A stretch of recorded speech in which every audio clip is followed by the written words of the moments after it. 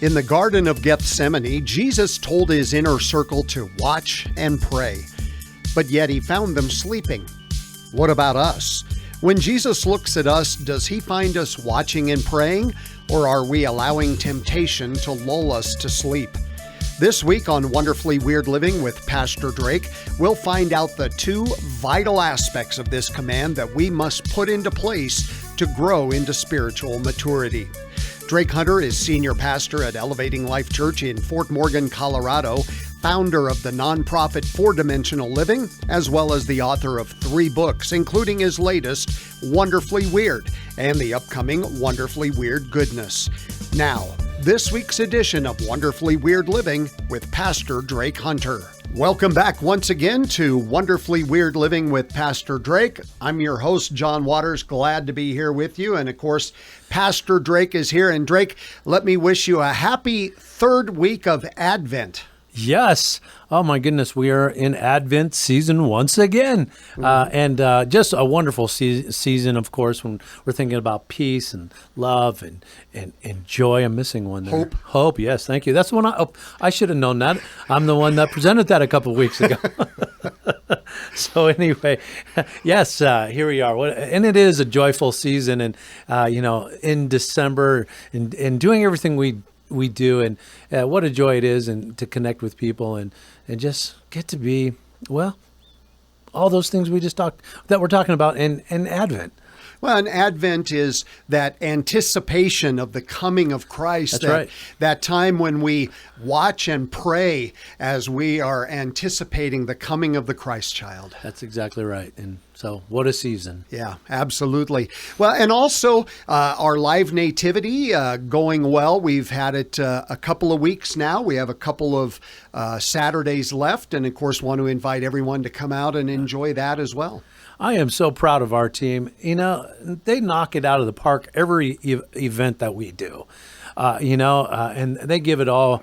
But when it comes to this event, of course, we understand that we are presenting the epic story of Jesus in the sense of that moment of his birth, and just giving people an experience that you truly, you forget throughout the year, and you come through this experience. Can I say it that way, John? Mm-hmm. It's an experience that you come through, and it just gets into your mind's eye, this episode. And we know this, that, not all the details, but it just gives you an opportunity, us an opportunity to really just stop long enough, just for a few moments, and really reflect on truly our faith and the meaning and purpose of Christ and the season. So, our team once again knocked it out of the park, and is knocking it out of the park. We still have several weeks to go.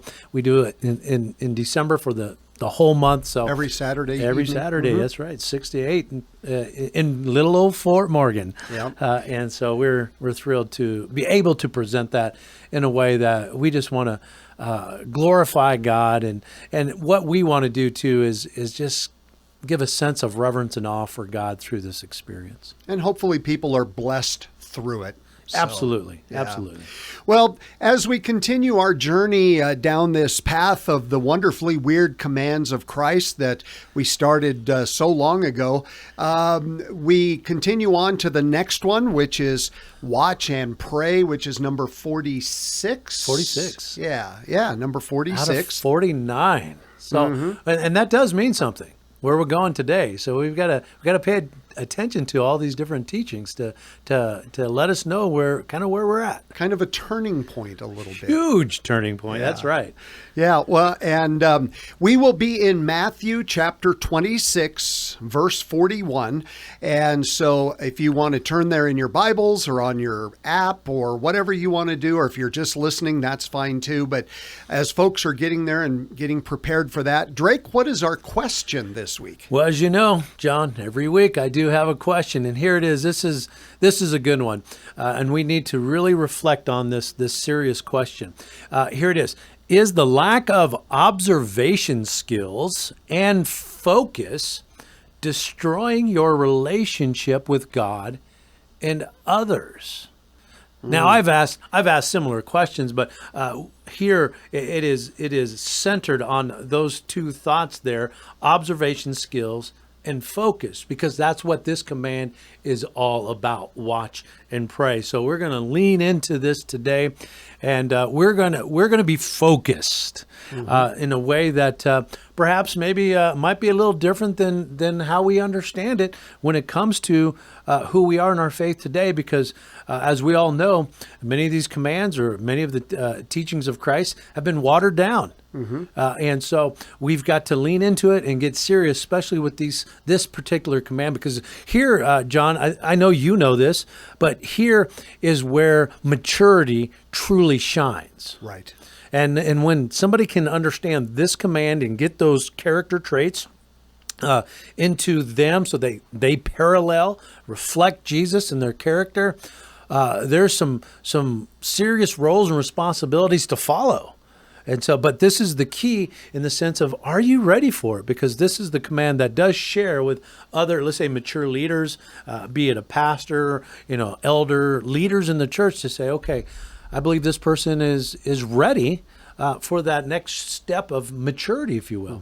And that's what this is all about. And of course, we read this command in Matthew 26. Now, I'm going to turn this over to you. I read it every week. Once in a while, you do. So I'll give you that opportunity. Opportunity, John, to read Matthew 26 and 41. And go ahead. I know you know the story, so whatever you want to do there, expound. All right. Well, and it's the garden, and the night before Jesus goes to the cross, he takes his inner circle of apostles with him, if you will, and as he is going off to pray on his own, he says this to them, right. Peter, James, and John. He says, "Watch and pray, so that you will not fall into temptation.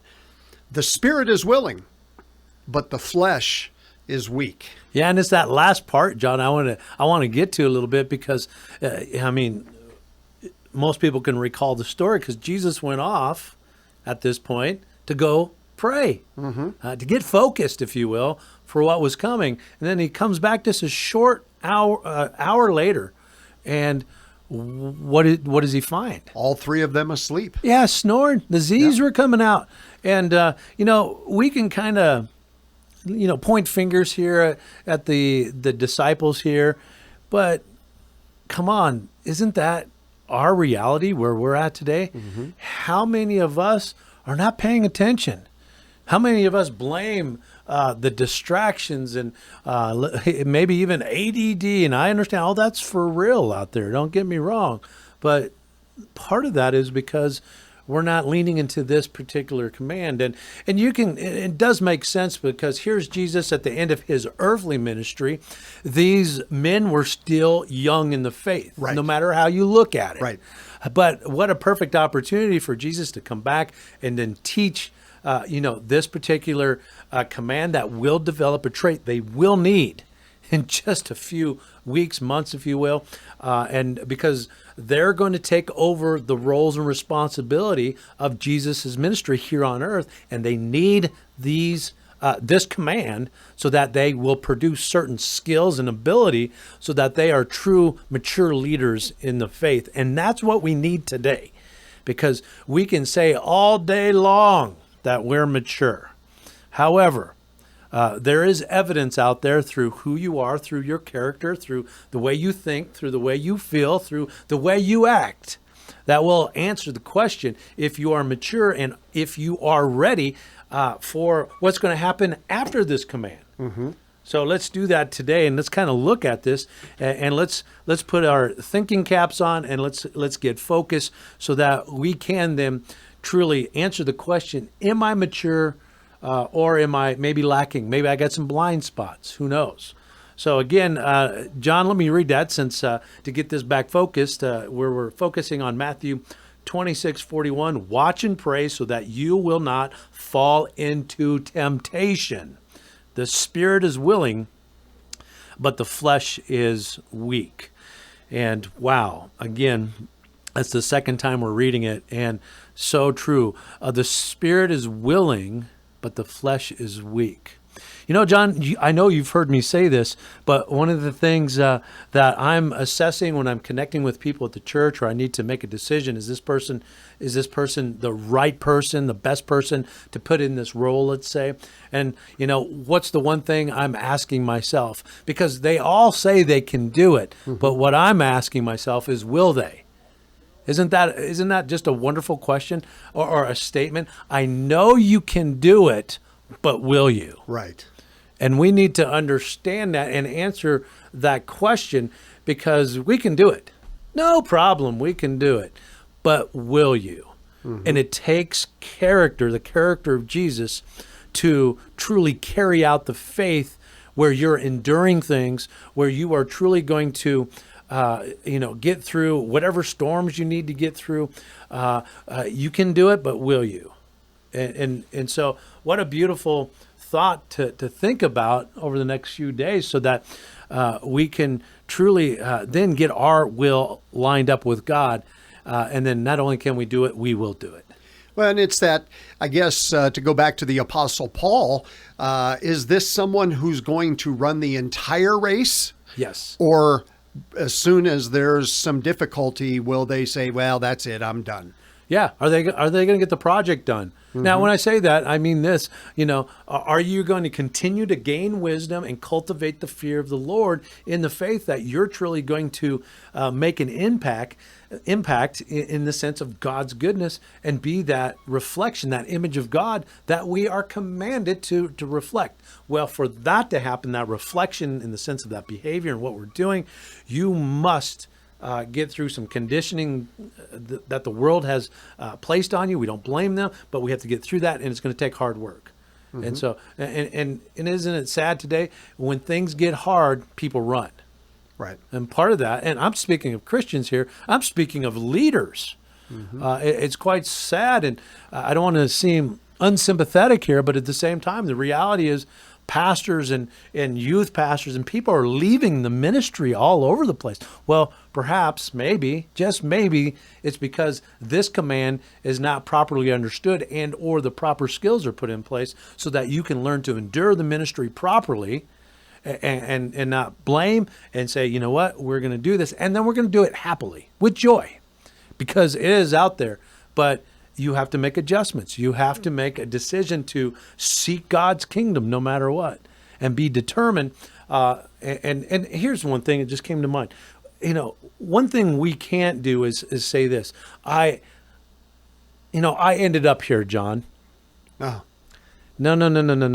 That's the wrong mindset for a Christian, or a view. Our view is not, I ended up here. It is, all my choices got me here. Right. And we have to understand that.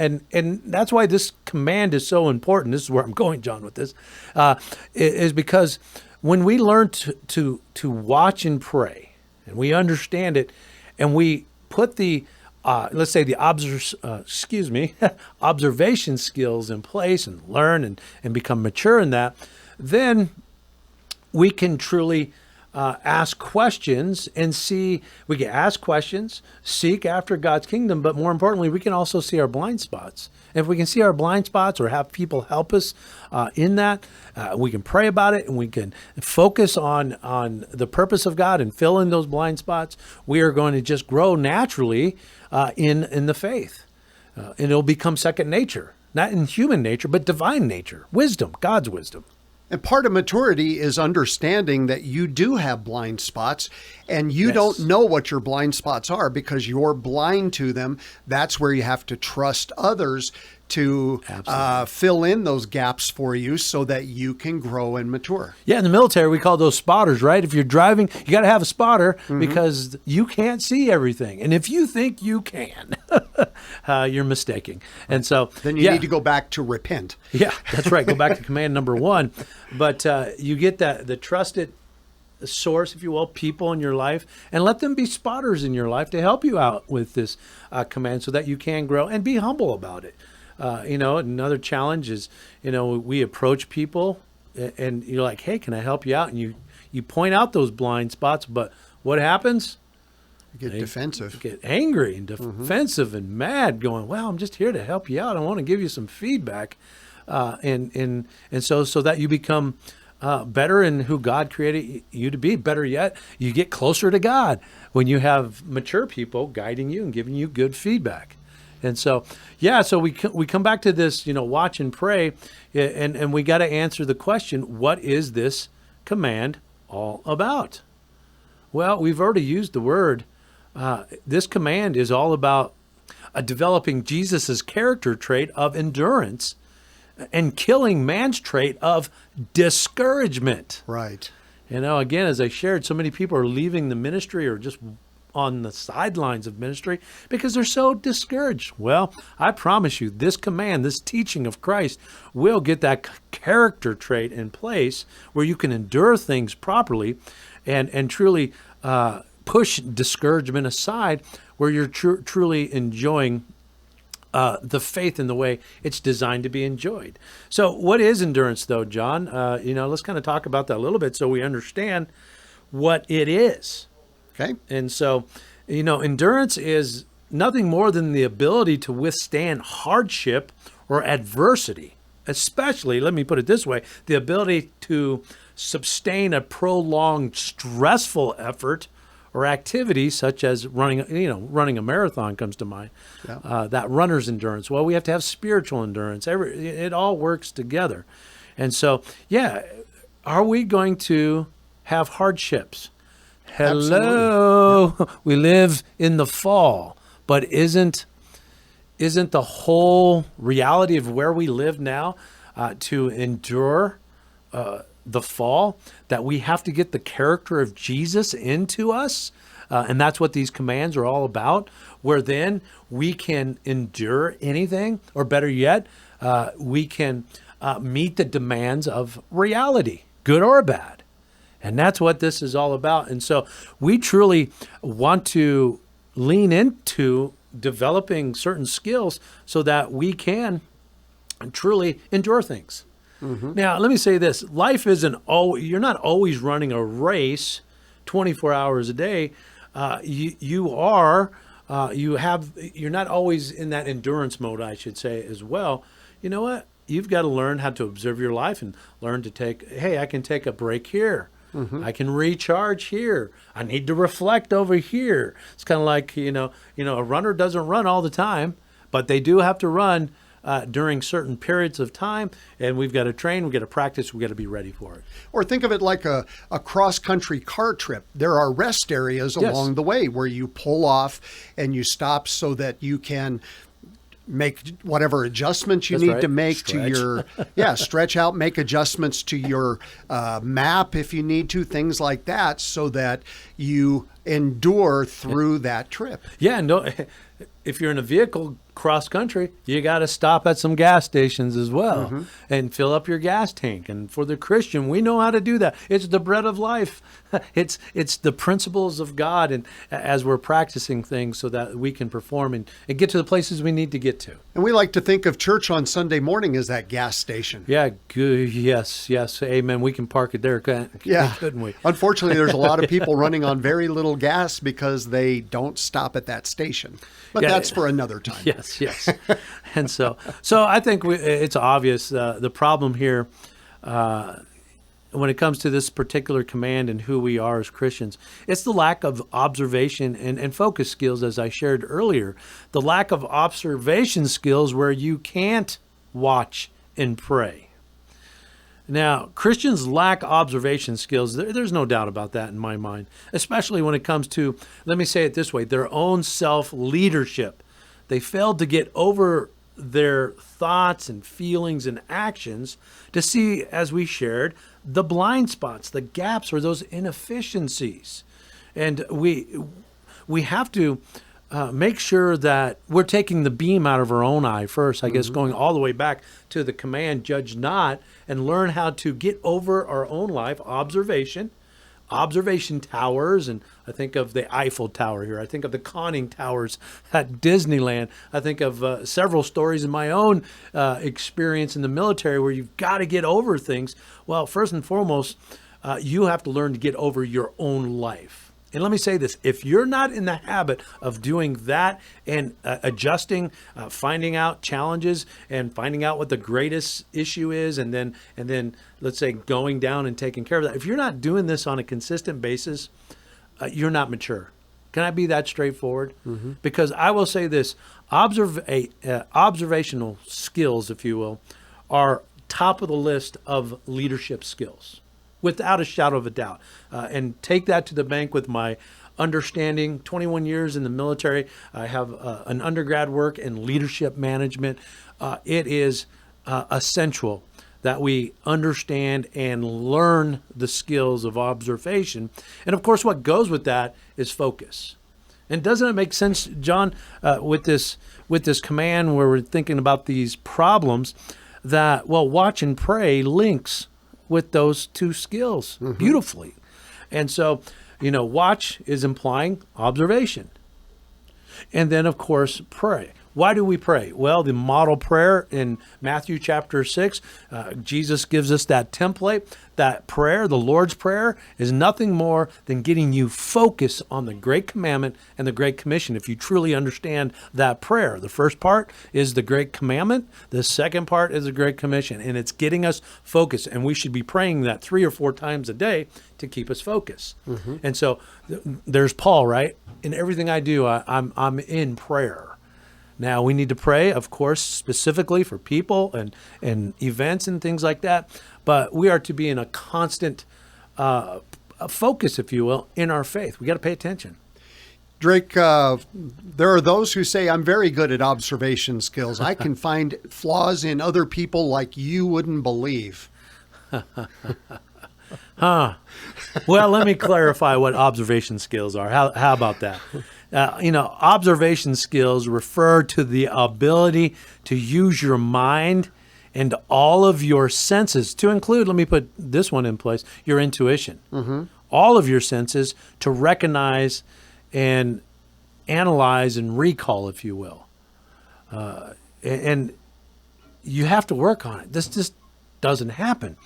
And so, let's make sure we're clear on what that is, because we have to learn how to use those different skills. Yes, is it about listening? Yeah, that's a skill that we learned way back when, but now we're going to bring the listening skills and analyzing, or the we'll say discretion skills that we have with Don't Cast Your Pearls. All these skills are starting to develop, and it's getting to the point that now you're going to learn to observe. And I don't know, John, if you've heard about the 80-20 rule. Mm-hmm. You ever heard about that? This is where this really comes into play, because what are you doing? You're getting above your reality, let's say. You can say self-leadership, but as a leader, you're getting above your roles and responsibilities. And you're looking for good things, but you're also looking for challenges. But at the same time, you're going to prioritize those issues. Here comes the 80-20 rule, where, you know what, I'm going to take care of 20% of these issues as I'm observing, because it's going to resolve 80% of my issues. But what do most people do with these observation skills, who say they have these skills? They get up there and then they're trying to be a helicopter leader or parent, and they swoop down at every problem. Let's use a helicopter analogy here. They swoop down and they fix it and go back up. Go swoop back down, back up. Well, I don't know if you've ever been in a helicopter. I have. And just a little bit of motion made me sick. Could you imagine what this looks like? Now let's think about it spiritually. No wonder so many people are sick. Yeah. No wonder so many people are not getting things done, because they're swooping down 80% of the time, only having a 20% impact, and it's not working. You've got to learn observation skills and how to focus, and then how to assess and discern, and then make sure that you're making wise decisions, because you want to hit those problems that are going to take care of the rest. And that's how you have time in a reality like yours and I, John. We know this. Mm-hmm. And so it's huge. Again, observation skills, can I say it enough? Have I said it yet, John? Is so important when it comes to maturity. Now, if you don't want to be a leader or anything, go ahead, but don't call yourself a leader if you're not properly practicing these skills and becoming impactful. I mean, being fruitful and multiplying. Mm-hmm. because there's so many Christians that are rationalizing and justifying their position that this is where God has me to be, in my little cave, in my little, nope. The Bible's very clear. Be fruitful and multiply, both spiritually and practically. Right. They both work hand in hand. It's called integrity. And so, huge. All right, John, where are we at? I got on a soapbox there. That's all right. It took us to where we needed to go. So, obviously, the symptoms you talked about throughout the course of this, blaming other people or situations, lack of focus, things like ADD and such, where we have that lack of focus. And especially if you find yourself becoming discouraged on a regular basis, you need to pay attention to this today, and the solution to that is what you've been talking about all along. And let me say, those symptoms are real. We're not knocking that. Just like the COVID, is like flu or anything else. There are symptoms, but at the same time, there is recovery. There is solutions that can bring you back to the place that you started to vision in the first place. And so the solution now is this. It's simple. Learn to watch and pray so that you will not fall into temptation. Right back to where we started, Matthew 26:41. Watch and pray so that you will not fall into temptation. The spirit is willing, but the flesh is weak. Now, let me say this, John, as we're closing up. Every time we read this word temptation, it should bring us back to the wilderness with Jesus. And we handle temptation through how Jesus handled it in the wilderness. And I will encourage everybody, we don't have time. You go back to that episode in Scripture in Matthew chapter 4 there, and get into the wilderness with Jesus, and he's going to teach you how to overcome temptation and what observation and prayer is all about in that experience. Absolutely. Well, Drake, we have a moment or so left. Wrap us up by going back to that question you asked at the beginning and some final thoughts. Yeah, so back to our question, is the lack of observation skills and focus destroying your relationship with God and others? Could be. And if it is, then you need to seek God's kingdom. Back to the commands again. By learning the two skills that allow us to lean into this command. Those two commands, observation and focus skills. And focus, I'm implying prayer. Mm-hmm. Understand the Lord's Prayer and learn how to focus and quit blaming all the distractions. Another word for distraction is the devil, as we well know. So, yeah, we got to learn those two skills in order to get to that command in place, watch and pray, which again is a reality through the evidence of who you are. And when it's there, you will fully grow in the faith, where then you become a point of leadership and you're a point of influence for the good. And then you become an under shepherd of God, and then you get to guide people to the goodness of Christ. All right. Yeah. Feed God's sheep. All right. That's amazing. Once again, we invite everyone to come out for the live nativity at Elevating Life Church in Fort Morgan this coming Saturday, 6 to 8. Come out and join us. And be sure you participate in Advent and Christmas activities at your home church. Be a part of it. Don't allow that to slip by out of your focus, if you will. All right. Drake, thank you so much. You're welcome. We'll join you again next week on Wonderfully Weird Living with Pastor Drake. If you would like to learn more or have any questions or comments, please feel free to email Pastor Drake at wonderfullyweirdliving@gmail.com. To obtain your own copy of the book Wonderfully Weird, please log on to www.wonderfullyweirdliving.com and click on the button that says Buy the Book. Wonderfully Weird Living is a ministry of four-dimensional living, offering wholeness coaching for mind, body, soul, and spirit. Also, would you please prayerfully consider becoming a financial partner to help the Wonderfully Weird Living ministry impact more and more lives? Please log on to www.4dimensionalliving.com. That's 4dimensionalliving.com with the number 4. Now, for Pastor Drake Hunter, I'm John Waters, wishing you a wonderfully weird week.